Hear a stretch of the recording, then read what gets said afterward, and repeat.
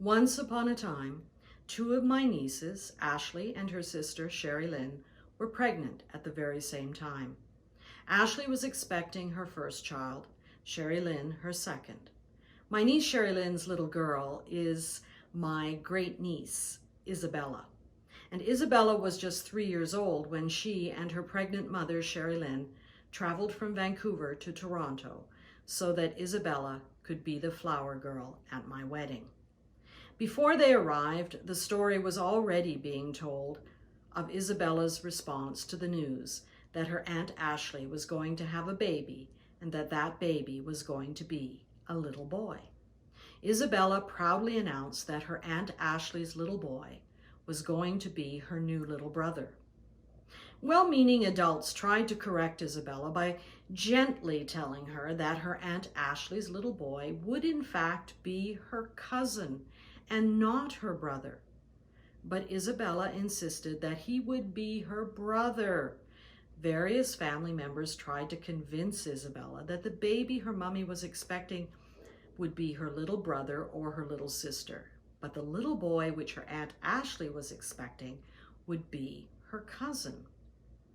But no matter how hard or how often they tried to explain it, Isabella went on insisting that her Aunt Ashley's new baby would be her new baby brother. One day, while they were visiting, I snapped at the opportunity to look after Isabella while her mother did some sightseeing. I had some errands to run, and it was marvelous to have a little 3-year-old along to help me. It gave me the opportunity to do some great auntie stuff. And that's how Isabella and I ended up in the local Christian bookstore trying to find a lightweight nativity set which she would be able to carry home with her on the airplane. I wanted Isabella to learn to tell the greatest story ever told in her own unique way. After a lot of negotiating, we settled on a rather large cloth nativity set which folded up into a stable which doubled as a carrier bag for all the various characters and animals. Once we purchased the nativity set and one or two other items, which only a 3-year-old could have convinced me were necessary, we headed out to the car, where Isabella made fun of my feeble attempts to figure out just how her car seat worked. Isabella insisted that we open up the nativity set right away so that she could play with it on the way home.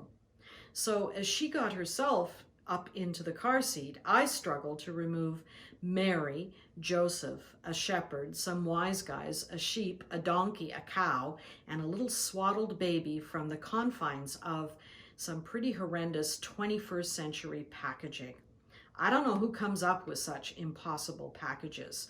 I can never open them without problems. Mary and Joseph almost didn't make it, and Isabella had to remind her dear old Auntie Dawn that there are just some words that good girls are not supposed to say, or her mommy would get really, really mad. Suitably chastened, I rescued Mary and Joseph and suggested that we put all the other characters into the cloth stable until we got home.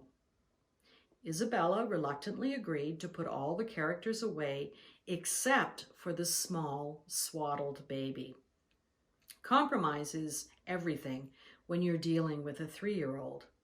So I warned Isabella not to lose the baby Jesus, and I got into the front seat and we headed for home. On the way home, Isabella told me her version of the greatest story ever told, which involved Santa Claus following a star, checking his list twice, and giving Jesus lots of gold because he was poor and needed some new clothes because his mom didn't pack enough in his suitcase when they went to the airport. So Joseph was going to go to the store to buy new pajamas for Jesus. So everyone better be good and watch out, or else they won't get any new pajamas for Christmas. Now, clearly, I had some work to do, but just as I was about to teach Isabella the greatest story ever told, She asked me if Auntie Ashley would have her new baby in time for Christmas. I told her that she would indeed have her new baby for Christmas.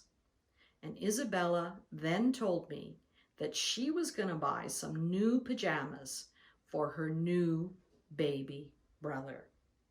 Now, I was about to remind her that her Auntie Ashley's new little baby would be her new baby cousin and not her new baby brother when Isabella announced that she has two little brothers. Auntie Ashley's little boy and baby Jesus are her brothers.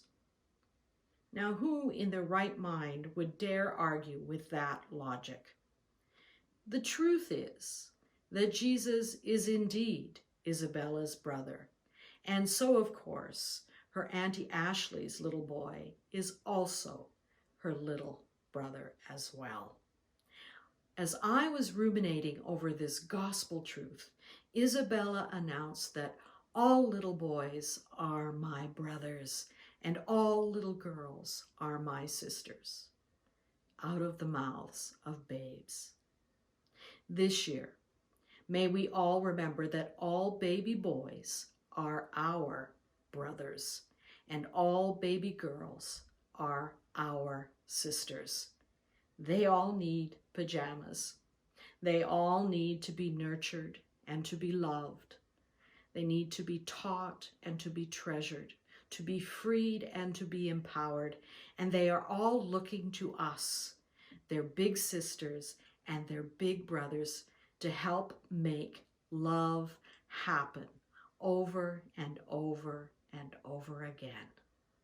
May the Holy One who is love continue to live and move in, with, through, and beyond you and yours during these challenging times. Shalom, dear ones. Shalom. I hope you are enjoying these love stories for Advent and Christmas, which are made possible by the support and encouragement of the progressive community of Holy Cross Lutheran Church. Holy Cross is a small congregation which is progressive in approach and Christ-like in action. The current COVID lockdown has brought with it all sorts of unprecedented challenges. I am very proud to tell you that the people of Holy Cross have risen to those challenges and then some. If you have benefited from their progressive approach to Christianity and would like to ensure that we can bring you more resources in the coming months, please consider making a donation to Holy Cross. You will find a donation page on our website where you will find several ways to make contributions to Holy Cross.